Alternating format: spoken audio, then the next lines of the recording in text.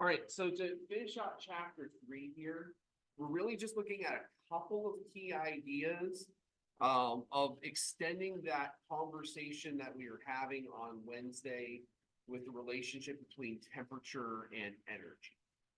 So yesterday or Wednesday rather, Professor Tarbuck walked you through kind of what energy is, what temperature is, how to do conversions within temperature systems, how to do conversions with the energy units, and the big walkaway terms were endothermic and exothermic, which described how heat moves in a process, whether it moves into a system or out of a system, exothermic. So we're going to extend that by talking specifically about temperature changes and how we can quantify the amount of heat energy that is associated with those changes. And so to understand that, we have to understand a particular term. That term in this particular case is something called heat capacity. And heat capacity merely describes the amount of heat that it takes to change the temperature of a certain amount of substance by 1 degree.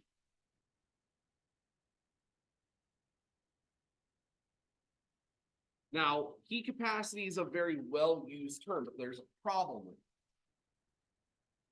I can have the same substance, and it can have different heat capacities based upon how big the sample of substance is.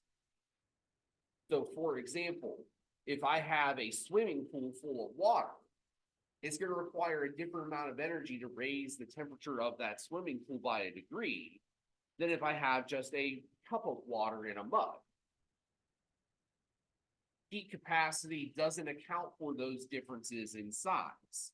And so when it comes to matters of size, instead of using heat capacity, we use something called the specific heat capacity, or just simply specific heat.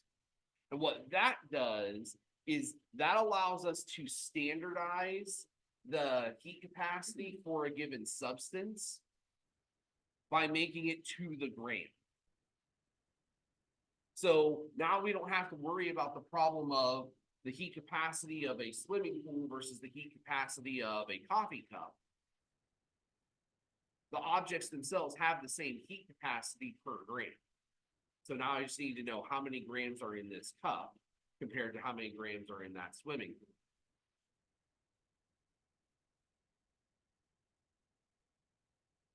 And so this idea of specific heat or specific heat capacity is going to be the quantifying term that we will use when trying to do calculations of this kind, where we're trying to figure out how much energy has gone from one object to another, how much the temperature should rise when we see a heat transfer taking place in a chemical reaction, or even in a physical change.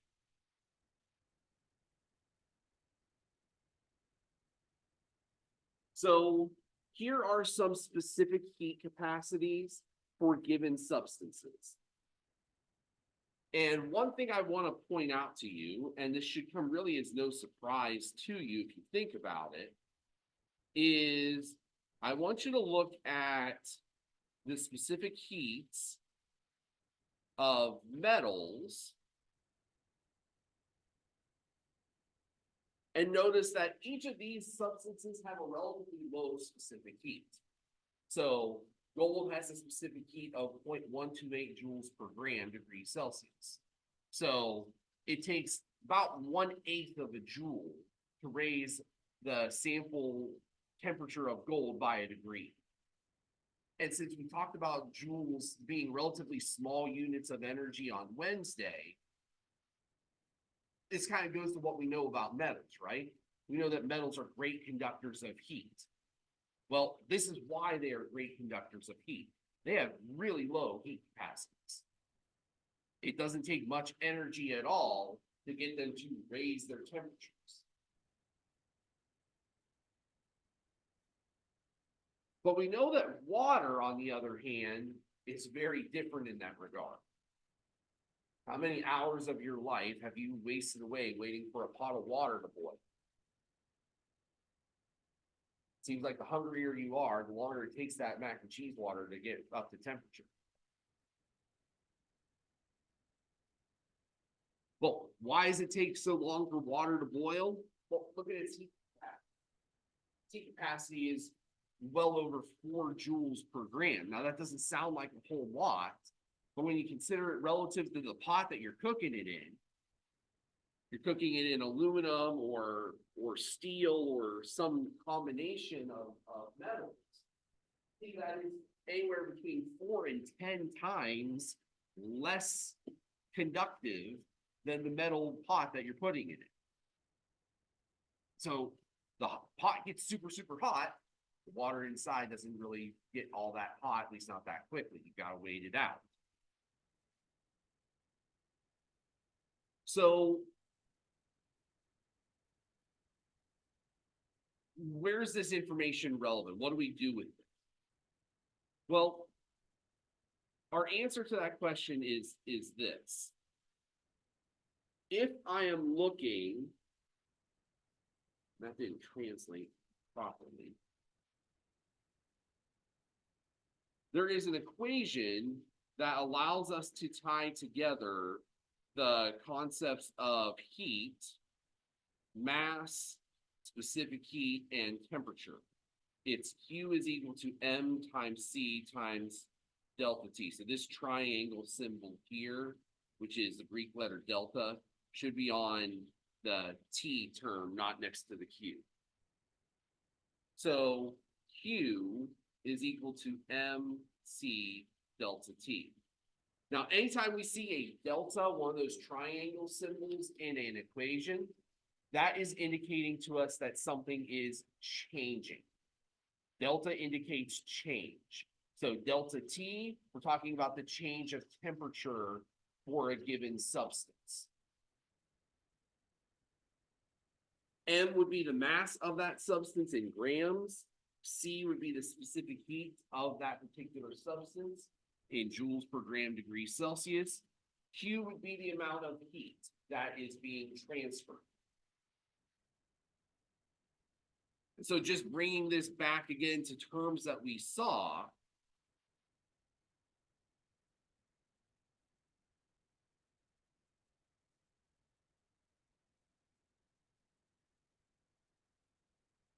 on Thursday, we brought in the ideas of endothermic versus exothermic.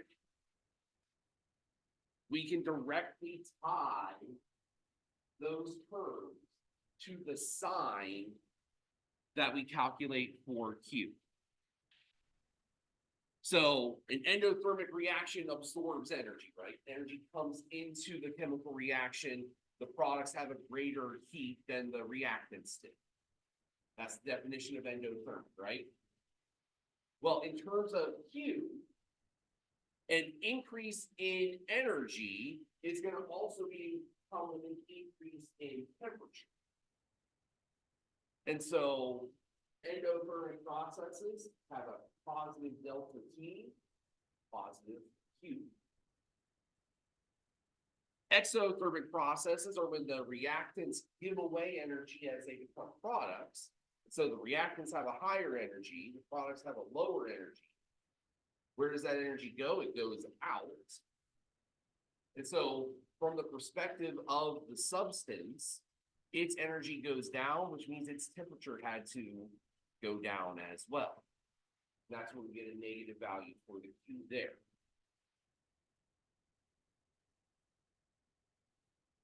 So if I want to calculate the heat transfer of a particular process, whether it's a physical change or a chemical change, this is the reaction, this is the equation that I can use. And all I need to know is I need to know the mass of my substance. I need to know the specific heat, which we pull off of one of those tables of values. And I need to know how much the temperature went up or down. And that's how I would find out the value of Q there. So let's take a look at a sample calculation. I've got 2.5 grams of gallium, just warming it up in my hand. temperature of the gallium goes from room temperature, which is roughly 25 Celsius, to body temperature, 29.9 degrees Celsius.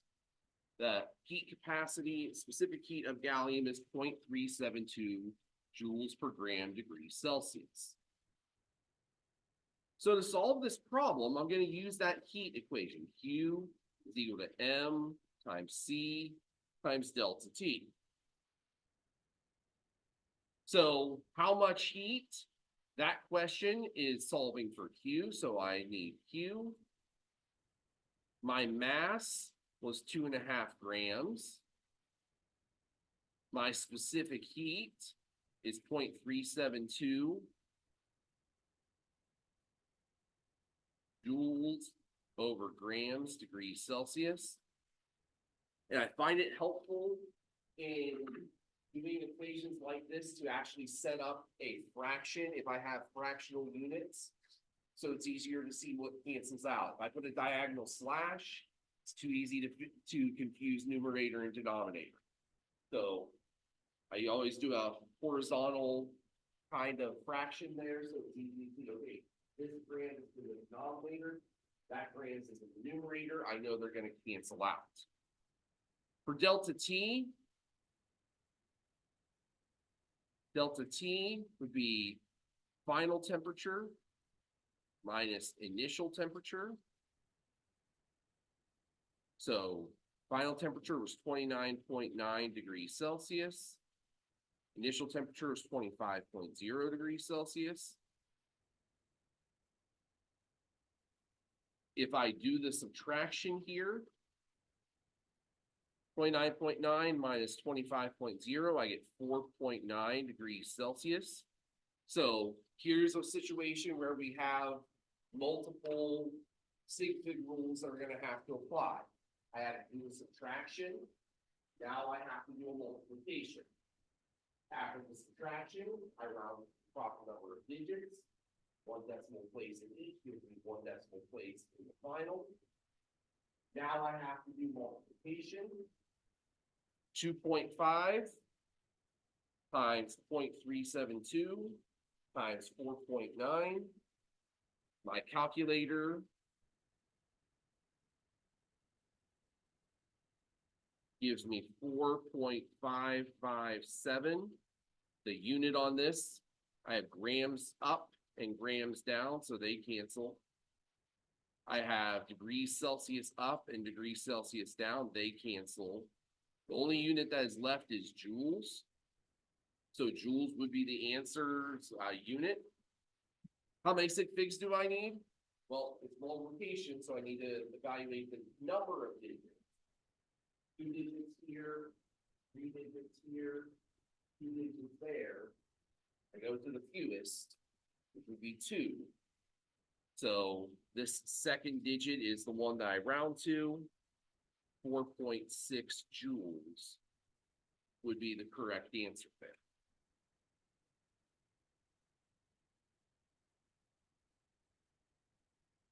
So in this particular case, 4.6 joules, that's not a whole lot of heat energy. It wouldn't take that much to warm up that piece of gallium.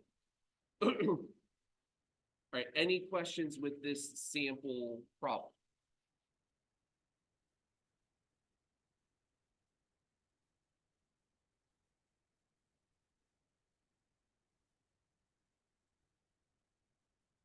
All right, here's a secondary situation. We're not going to see it very often, but it is something that you want to be made aware of. If we are looking at phase changes occur without changes in temperature. And so because of that, that equation that we just used doesn't apply because delta T in a phase change is 0. So if there was a phase change that was taking place, the calculation would be Q is equal to the mass times what's called either the heat of fusion or the heat of vaporization. And both of those terms are related to what phase change is taking place. So heat of fusion concerns solid and liquid transitions. So either I have something freezing or I have something melting. Heat of fusion would be used in that case. For vaporization and condensation, HVAC, we're talking about liquid to vapor, liquid to gas kinds of conversions. So this would cover boiling, it would cover condensing. Now, here's the thing. This assignment isn't going to have any of these calculations in it. Your quiz isn't going to have these kinds of calculations in it. Only reason I'm making you aware of it is because there are a couple of spots in the book that talk about these kinds of conversions, and I didn't want you to get lost in it. But I'm not going to ask you to do that kind of a calculation. It's kind of irrelevant to our purposes. For the most part, we're going to be talking about things that are involving temperature changes as well as other signs of reaction.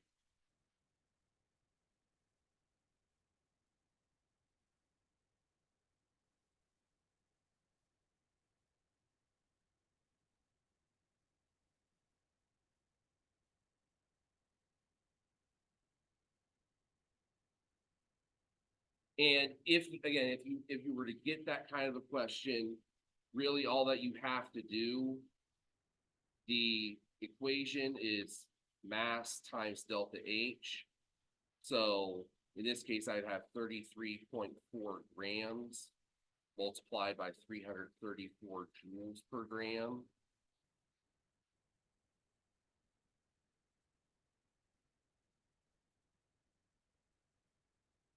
So I would just need to multiply those out.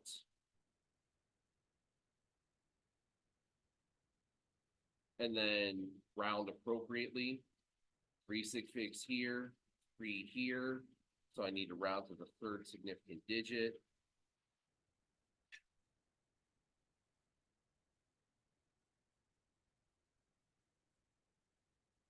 So that is all for this particular chapter. Like I said, kind of short and sweet. There were just a couple of little things that, weren't going to fit into Monday or Wednesday that are still kind of relevant and are certainly calculations that we might encounter.